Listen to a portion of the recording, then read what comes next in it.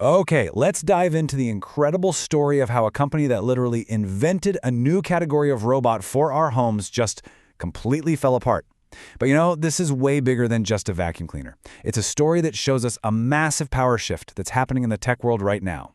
To really get what this means, we have to look at iRobot. You know them, right? They're the ones who gave us the Roomba, which was, for so many of us, the very first robot to ever roll around our living rooms.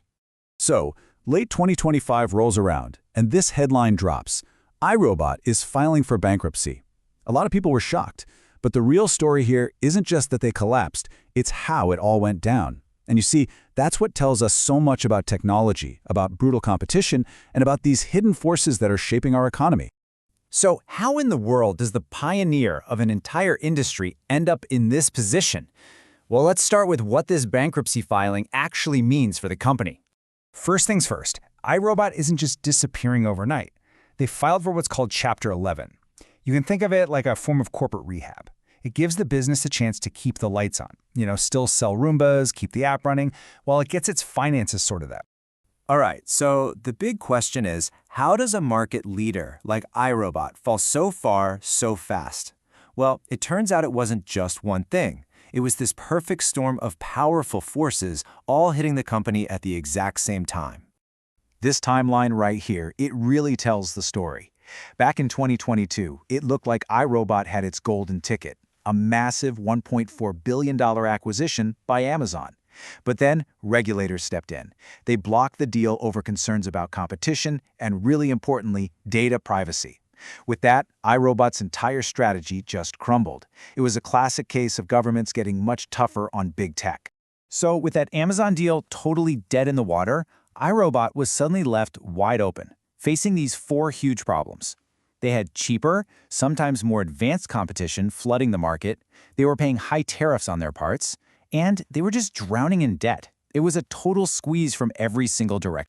And if all of that wasn't enough, the company was also carrying a staggering $190 million in loan debt. At that point, there was just nowhere left to go. They had run out of road. But here's where the story takes a really fascinating twist. The question of who came to the rescue. Well, that's where this gets truly interesting.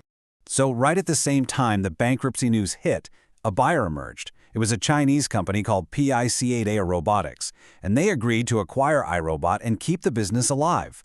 But wait, here's the kicker. PICEA wasn't just some random investor pulling them out of the fire. Nope, they were the main company that had been manufacturing the Roombas for iRobot all along. The factory was literally buying the brand it was building. And just when you think it can't get any more tangled, there's one more piece to the puzzle. PICEA was also one of iRobot's biggest creditors. What that means is iRobot owed them a ton of money for the very Roombas that PICEA was building for them.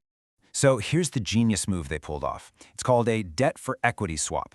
Basically, PICEA took all the money that iRobot owed everyone, which was over $350 million in total, and instead of demanding cash that iRobot didn't have, they just said, you know what, keep the cash. We'll take the whole company instead. Just like that, they converted that massive debt into 100% ownership.